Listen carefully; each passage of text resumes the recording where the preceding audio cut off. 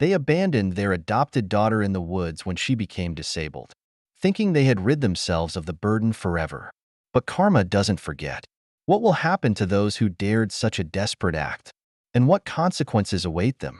Don't forget to subscribe so you don't miss our next stories.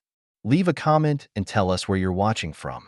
Sophia adjusted the lace trim on her blouse for the third time that morning, her fingers trembling slightly. She gazed into the large mirror mounted on the wall of their meticulously furnished bedroom. The room reflected the life they had worked hard to build: soft pastel tones, modern decor, and just the right amount of tasteful clutter to make it warm but not chaotic. Framed photographs sat on the dresser, showing Sophia and Marcus at charity galas, vacations, and their flawless wedding. Yet none of the pictures included little Ella. Downstairs, Marcus called out, "Sophia, you ready? We need to leave in 20. "I'm coming," she replied, forcing a smile at her reflection. It had been 3 months since they brought Ella home from the adoption center. At first, everything seemed perfect.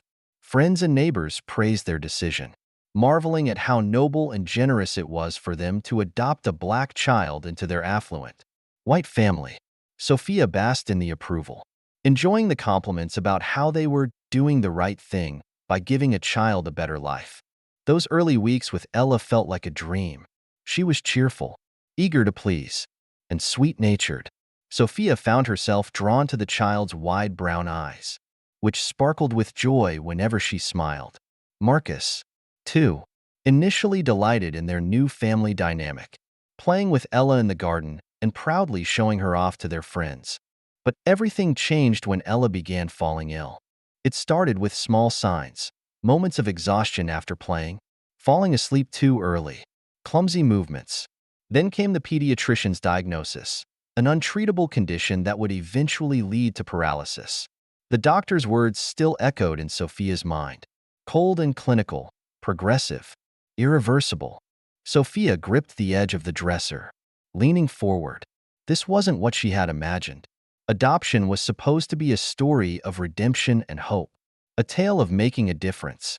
Instead, it was becoming a nightmare. Downstairs, Marcus paced near the front door, tapping his watch impatiently. "If we're late, the Goldmans will never let us hear the end of it." Sophia descended the stairs silently, smoothing her skirt as though the action could repair the crumbling edges of their life.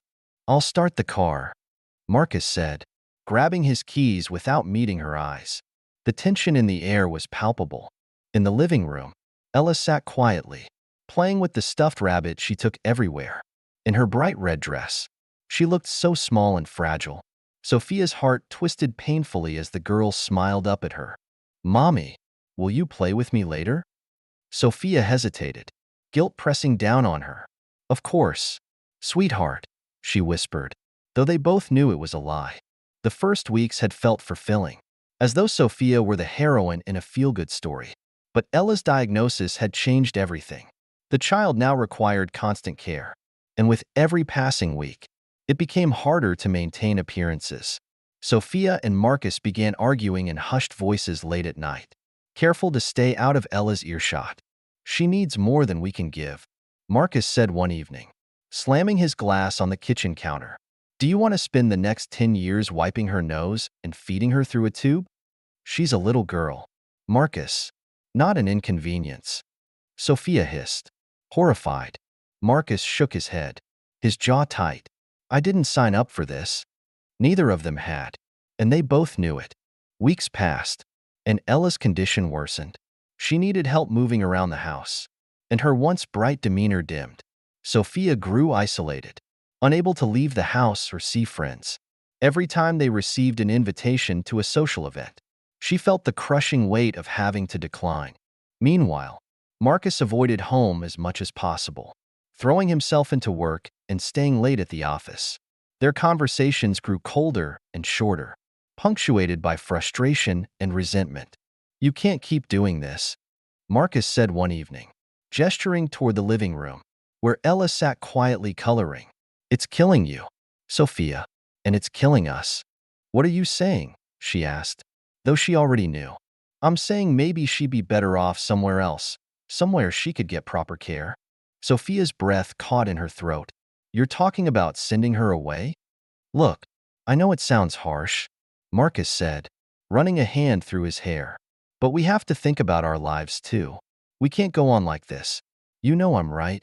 Sophia stared at him, horrified but unable to argue. A small, dark, shameful part of her, one she refused to acknowledge, agreed with him. Their lives would be easier without Ella. But the thought of abandoning the girl filled her with guilt so overwhelming it felt like drowning. One morning, as Sophia helped Ella get dressed, the little girl looked up with wide, trusting eyes. Mommy, will I get better soon? She asked softly. Sophia's heart shattered. I don't know. Baby, she whispered, brushing Ella's hair. Ella hugged her stuffed rabbit tighter. It's okay, as long as I have you and Daddy. Sophia fought back tears. But later that day, Marcus approached her with unsettling calmness. We need to talk, he said. Sophia knew what was coming but let him speak anyway, hoping against hope that he wouldn't say what she feared. We should take her to the woods, Marcus said quietly. Leave her there. It's the only way. Sophia. She recoiled, horrified. You're insane. It's the best thing for all of us. Marcus insisted. She won't suffer, and we'll finally be free. No, Sophia said, shaking her head, but her voice lacked conviction. We have to. Marcus pressed. This is our only chance. Deep down, Sophia knew this moment had been building for weeks. She also knew she was too weak to fight him. Against every maternal instinct in her heart, she agreed.